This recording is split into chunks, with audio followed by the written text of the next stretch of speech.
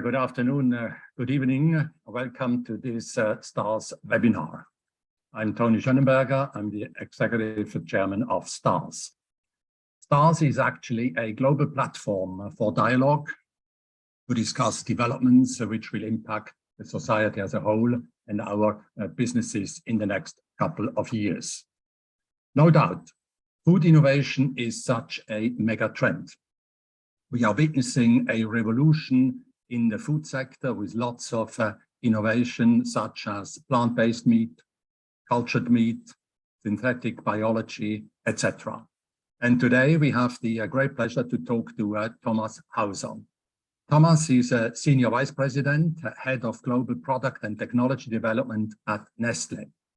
So Thomas, thank you very much again. We are very much looking forward to your insights regarding innovative food technology.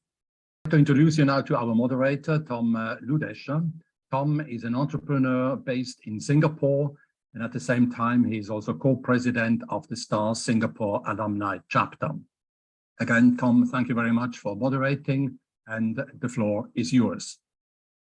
Thank you, Tony, for the kind intro. Good morning to Europe, good afternoon to Asia. Also from my side, a warm welcome to all STARS alumni and participants of this webinar. I have here with me today Thomas Hauser, Senior Vice President and Head of Global Product and Technology Development at Nestlé, and he's based in beautiful Vevey, Switzerland. In this webinar, we will talk about purpose-driven innovation for food that is good for you and good for the planet.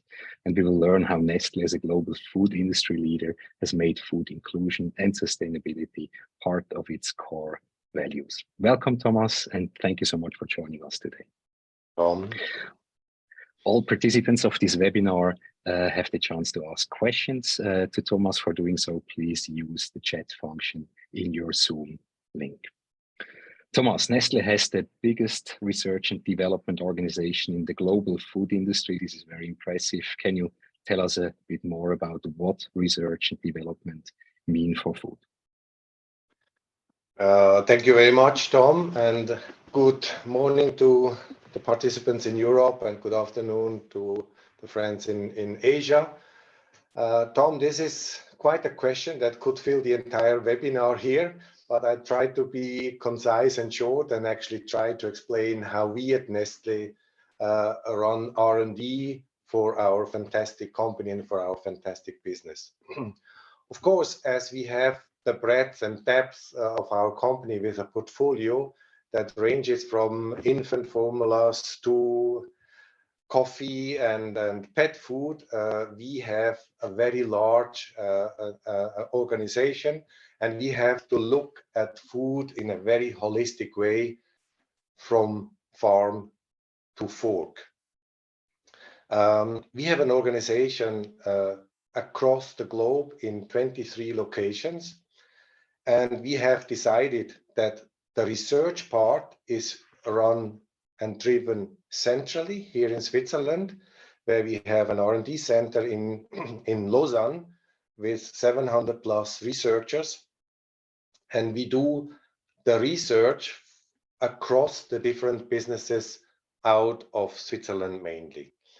And as I was telling you that we are actually running from farm to fork, that our ingredients come from agriculture, it's no surprise that in this research institution, we have an Institute for Agricultural Science that deals mainly with plant science and dairy components, or the manufacturing of dairy components.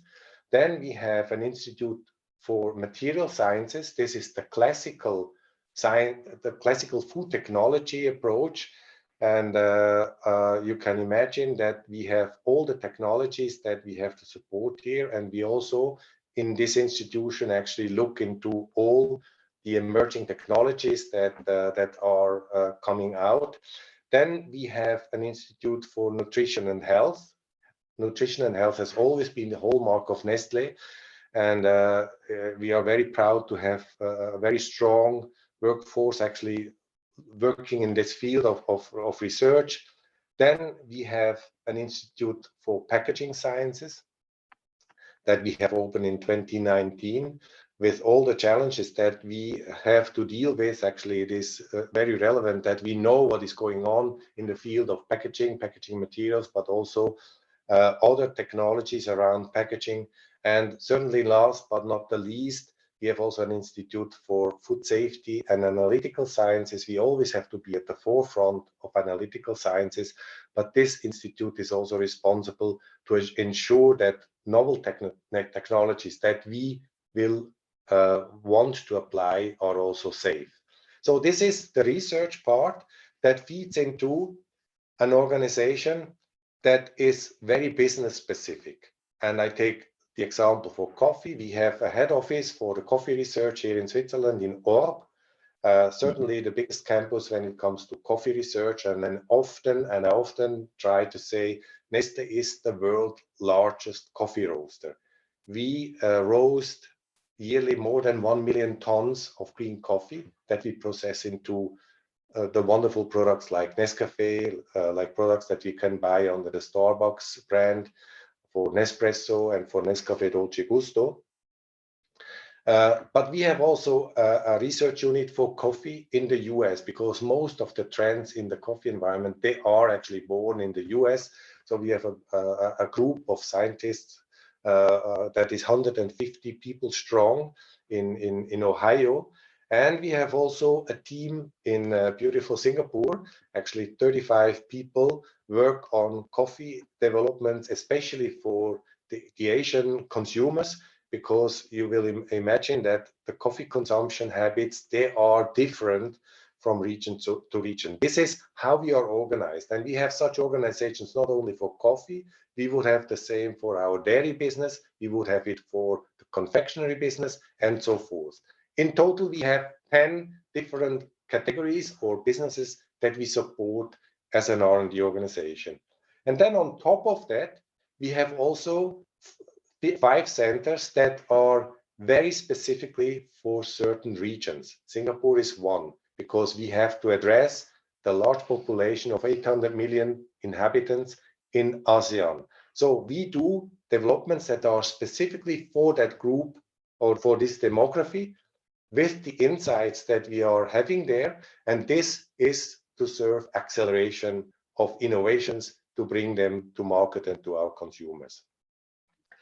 We have such centers in Beijing, in Manesar in India, in Abidjan to serve the sub-Saharan African population. And we have a center in Chile to support actually our Latin markets.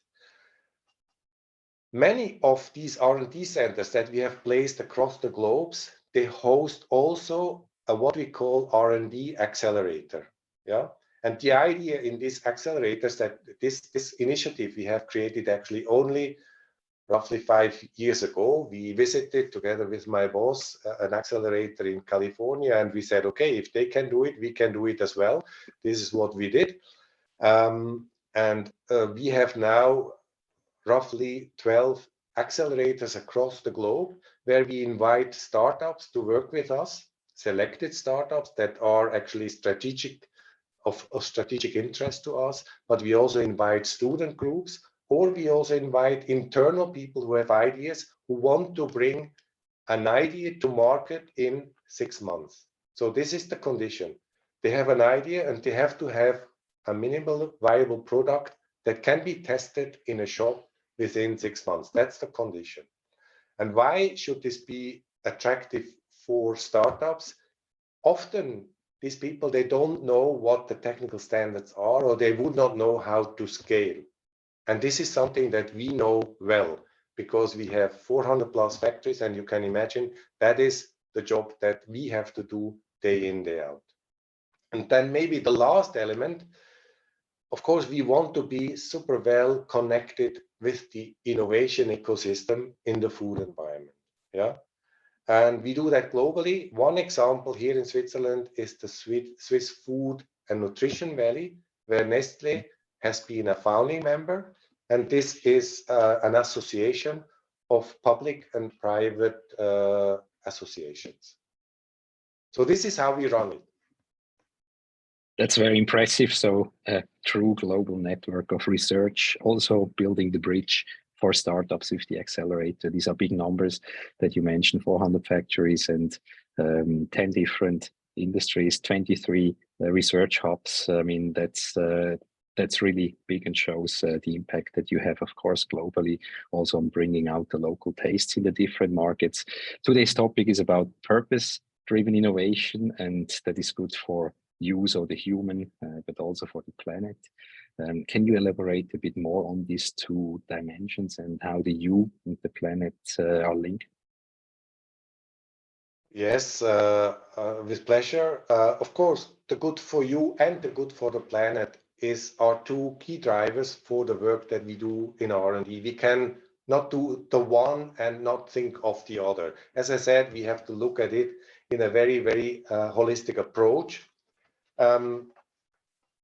When we are talking about good for you, I think we have a long legacy of wanting to improve our products day in, day out. We have had massive initiatives to reduce sugar in our products, to reduce salt in our products, to eliminate saturated fat in our products, in order really to provide solutions to our consumers that contribute to a healthy nutrition and to a healthy diet. Yeah, and this is again a job that we do in R&D, that we reformulate these products and we make them time and again healthier. And when we are talking about good for the planet and we are talking about designing recipes for our products, again, it's our product developers that have a very important role to play.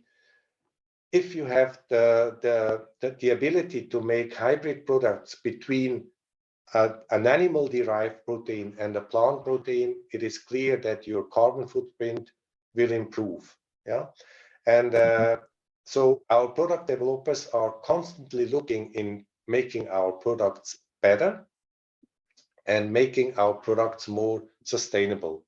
On top of that, I was talking to you about our Institute of Agricultural Sciences.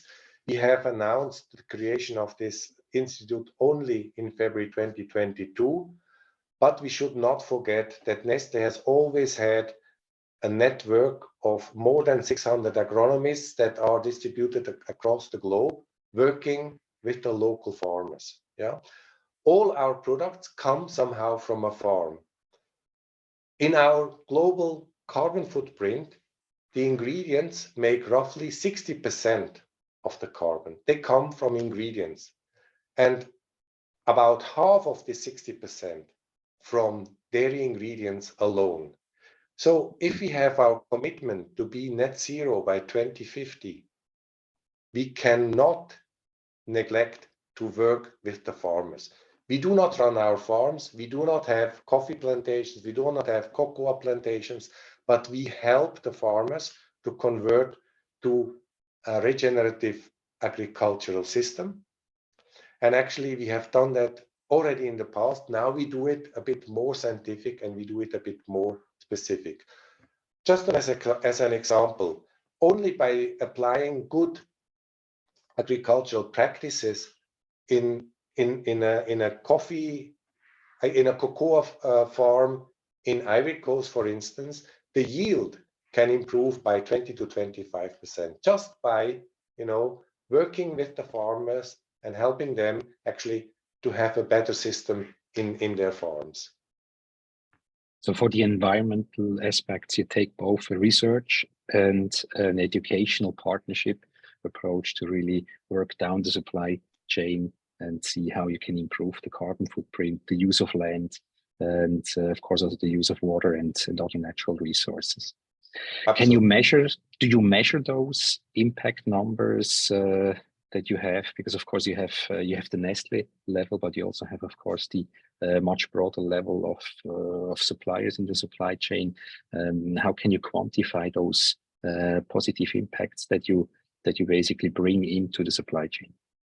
Yes, we do measure those, and I think I can proudly share with you that when we take the baseline of greenhouse emissions of 2018, today, despite the growth that actually we have enjoyed over the past 5 years since 2018, the greenhouse gas emission is lower than our baseline of 2018. So yes, we do measure the impact. And yes, when we have our research projects, we know actually what the impact would be or will be.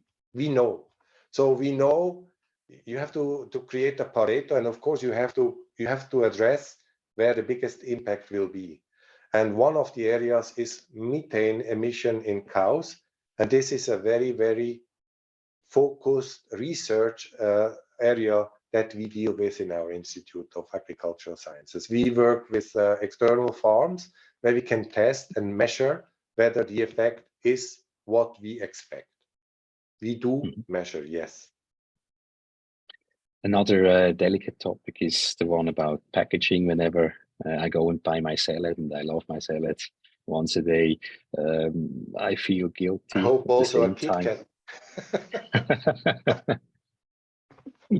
And I feel always guilty when buying my salad, because usually it comes in a boxy plastic, polycarbonates, whatever type of packaging, and same for fruits. So whenever I buy what I perceive as the most healthy type of nutrition for me, then it comes with a packaging that is definitely, from a sustainability point of view, not good. But on the other hand side, it's difficult to really keep the salad or the fruits as pretty and as fresh as they are if you don't package them well. So I understand your Institute for Packaging is also working on bringing solutions that can help on that front. So what can you share with us about more sustainable packaging?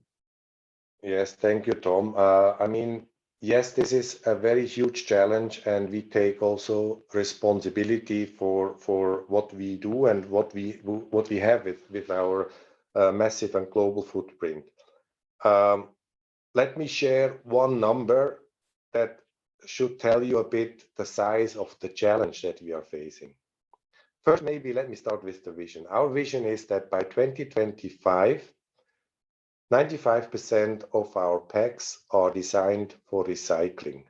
And our vision is that there is no more landfill or littering. This is our vision, but of course it takes an entire globe actually to address this. But our first step is that by 2025, we want to have 95% of our packs ready for recycling.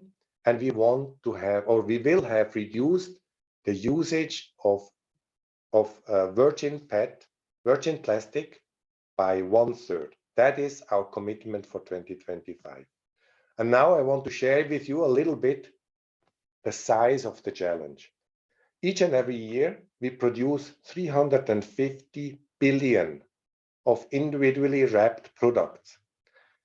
And many of those, of course, they are all produced in our 400+ factories on a multitude of manufacturing lines. So if you have to convert these lines from laminates to monomaterials or recyclable ready materials, this is a huge challenge. So only to give you a number, to tell you a bit, this is the size of the challenge that we are facing. And we have decided that our strategy is based on 3 platforms.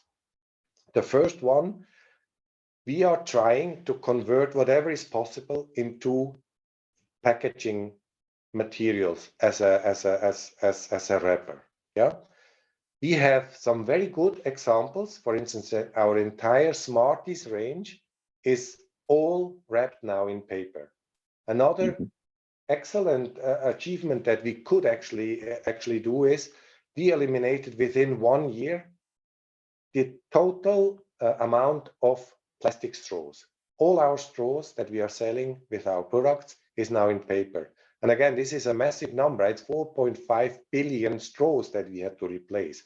First, the suppliers had to ramp up their manufacturing, and then we had to bring them on our machines. So really, this was a huge challenge. But in Asia, for instance, our ice cream sticks, we also wrap them in paper. We have had a pilot in Australia, and we can actually wrap Kit Kat in paper wrapper. So it is possible. So this is one of our efforts that we are doing. And you might have heard that even in the Nescafé Dolce Gusto environment, these are capsules. we have now a solution launched in our factory in Brazil. We piloted it there where actually the capsule is made from paper, coated with a biodegradable coating to protect actually the coffee that we are selling, because the quality is non-negotiable. Product safety, product quality, regulatory aspects are never a point that we can negotiate. They are non-negotiable. And soon we will also, for the Nespresso Classic capsule, launch a solution that is in fully compostable paper capsules. And it's not industrially compostable, it is compostable in your garden. So the first environment is use paper wherever possible. The second one, that we convert multi-layer laminates to monomaterial.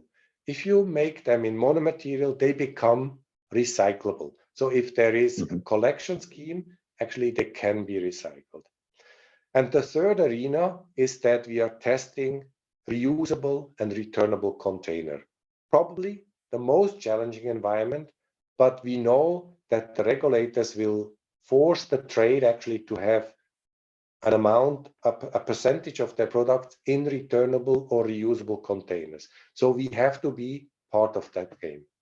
To find the right business model is the biggest challenge for us there. But we have, I would say, at least run 40 to 45 pilots across the globe already. So paperization, monomaterial, reusable, returnable containers. That's the strategy for us in the packaging environment. I guess you're also taking then a different approach to where the markets are ready, for instance, for recycling, Correct. because you can have Correct. the best recyclable product if there's not an infrastructure and also a habit of consumers in place to do the recycling.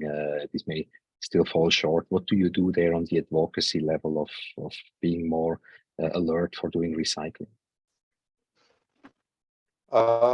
That would be my colleagues from the operation side, but yes, of course, we do advocacy wherever we can, and in Europe, for instance, we have representatives in Brussels that are fully involved in these discussions.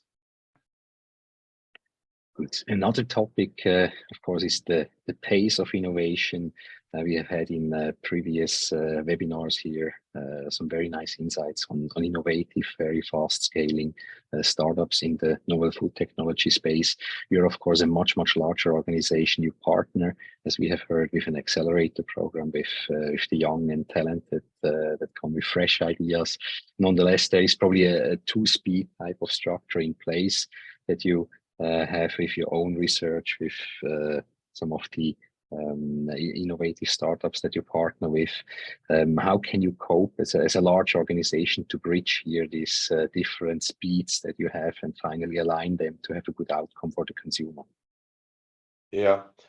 You can imagine also here, it is a bit complex. We have our mainstream business that we support with our classical approach of running our projects in of course, very close collaboration with markets, with our factories. But as I mentioned to you, we realized that if we want to stay relevant to trends, if we want to be seen as an agile company, we have also to shift gear when it comes to bringing innovations to market. Yeah. So actually, we have been able to accelerate tremendously our launch timings by first translating science much quicker into product opportunities. In the past, we have done too much sequential approach. Now, I tell you, while our researchers discover something, we already try to translate it into a product, and our people that are responsible for the translation into a factory think on which line could I potentially produce that. Already by doing these processes in parallel has allowed us actually to increase shorten dramatically the time to market.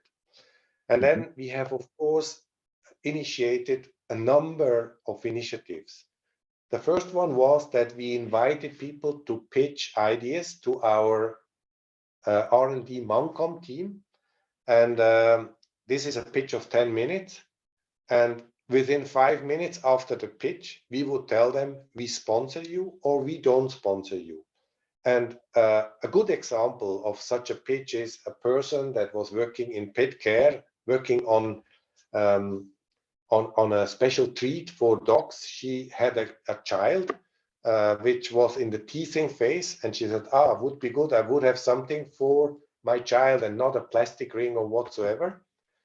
She pitched. The team accepted it. We brought it to market. And I should also mention that in the meantime, we said also that all our pilot plants that we have across the globe, which are mini factories basically, we open them for commercial production, which means that we have actually to have the licenses to do so.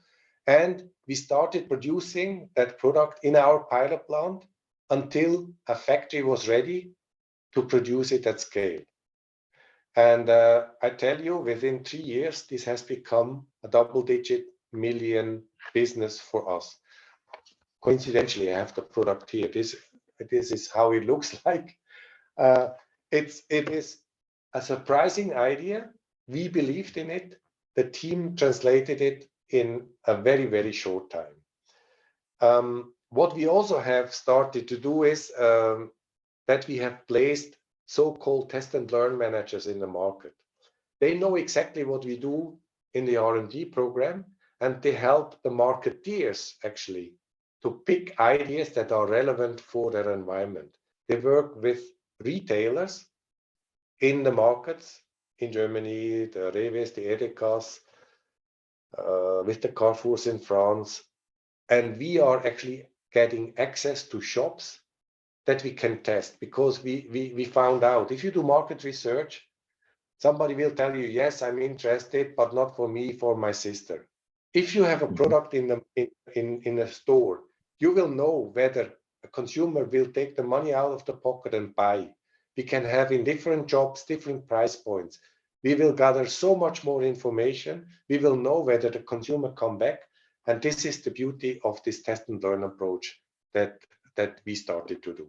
So really, we try to engage in all fronts, that we stay relevant to the trends and that we don't miss any trend there. And you offer a sandboxing model for new ideas to test them in the real market, of course, which has a great value, because usually for new ideas, the most difficult is really how to get in front of the consumer, because this needs a network and, of course, also shelf space.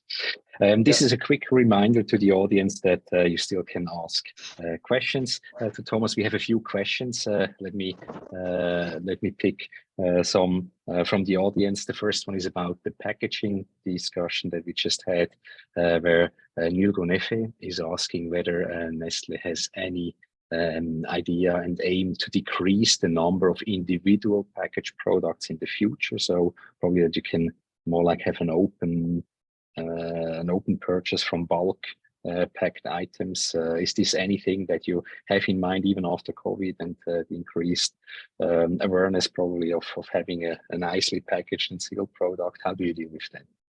Yeah, and Tom, thank you for the question first.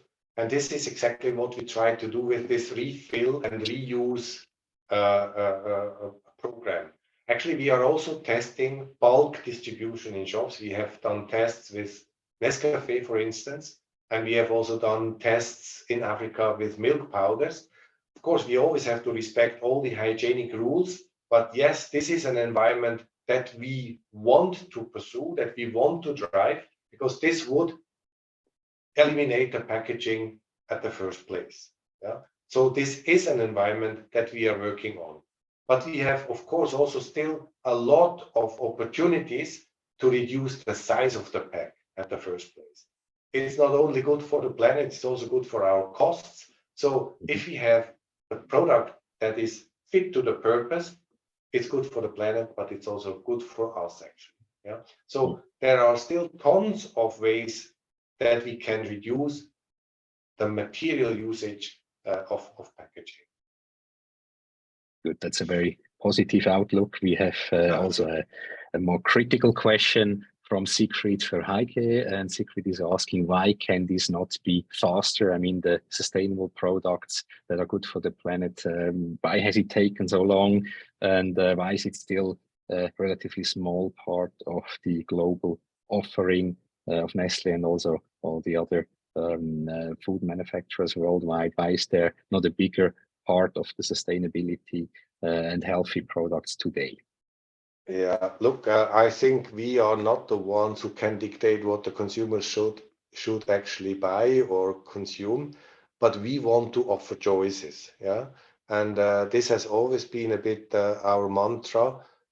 We have many products in the dairy analog environment, but also in the meat analog environment, and we see that these markets are growing well. And we know that they are good for the planet, but they are also good for us, for you as people. And we have solutions for dairy analogs, we have solutions for meat analogs, we have solutions for seafood analogs, we have solutions for egg analogs. And if people want, actually, they are available. You can buy them almost everywhere from us. They are available on the shelf. Why is it not faster? I think I take the challenge. I take the question.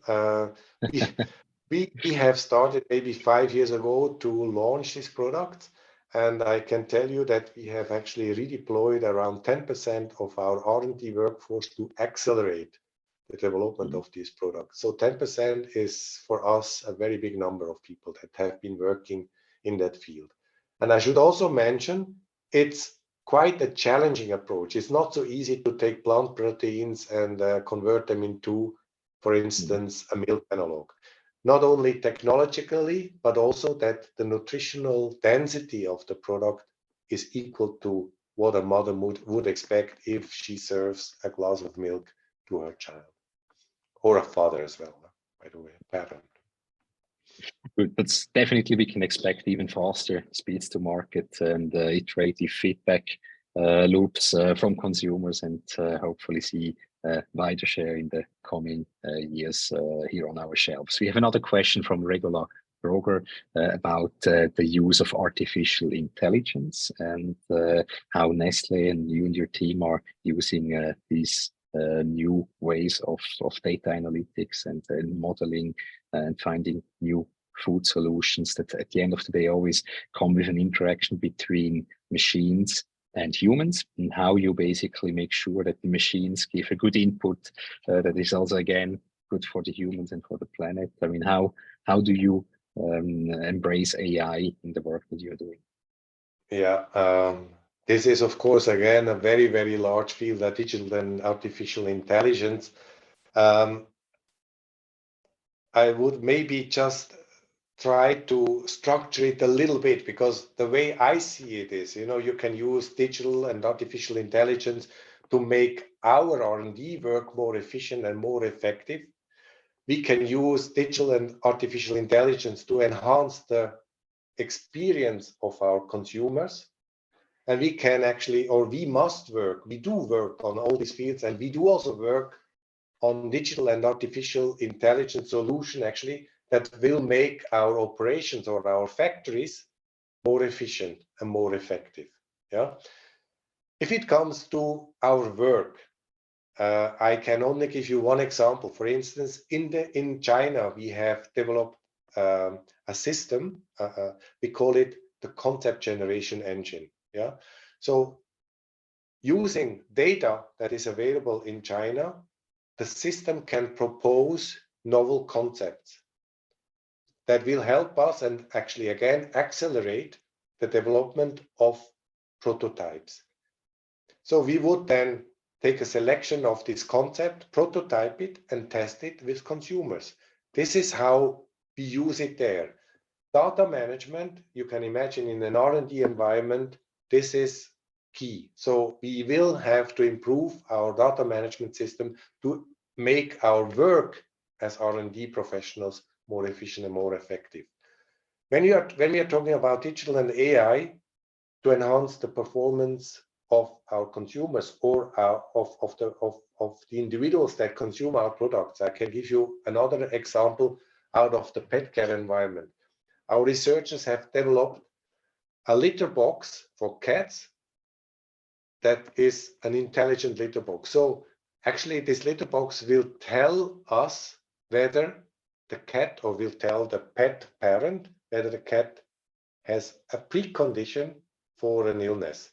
So, you know, these are areas in the space of pet, for instance. And then in the third area, where we have to help our operations or our factories actually to become more efficient and more effective, of course, we have a number of projects actually in order to make our processes much less dependent on the interaction of humans. Yeah. So it's a wide field. Maybe we could even give to the participants here a link to a podcast that my boss did around AI in our environment, and we might be able to make this public. I have to check with communications, but I think this should be publicly available if somebody is really interested to hear more about that field. I have a quick look at the time. I think time is flying discussing here with you. We are already coming to an end, as we usually do in our webinar series.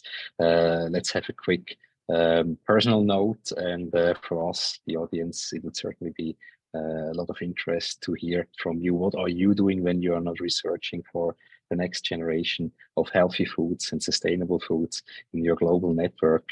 What do you do in life? What is driving you, and what can you share on a personal note? On a personal note, look, I enjoy outdoor activities. I like skiing. Now it's winter, unfortunately not that much snow. I like cycling. I like mushroom hunting. I like to spend as much of time a bit outside, because we spend so much time behind the screen. And of course, I cherish the time with my family, which is always too short, and with family and friends. And I'm a food lover. Good, and I think then you're really in the best job for this love, and that's Tom, I have the best job ever. Great. So let me thank you for taking your time today and sharing your first-hand insight as a food researcher and as basically the head of the world's largest food research organization. And thank you so much for sharing your insights. A big thank you also to the audience for your active participation and your good questions. A big thank you to the STARS team in Switzerland for facilitating this webinar, especially Patricia and Tony. And please look out for the next upcoming STARS webinar. We will have one scheduled for 16th of March with our STARS International Board member, Mona Satfen, as part of the series, the US in an Emerging Multipolar World. So please stay tuned. Thank you again for your interest today, and goodbye. Thank you.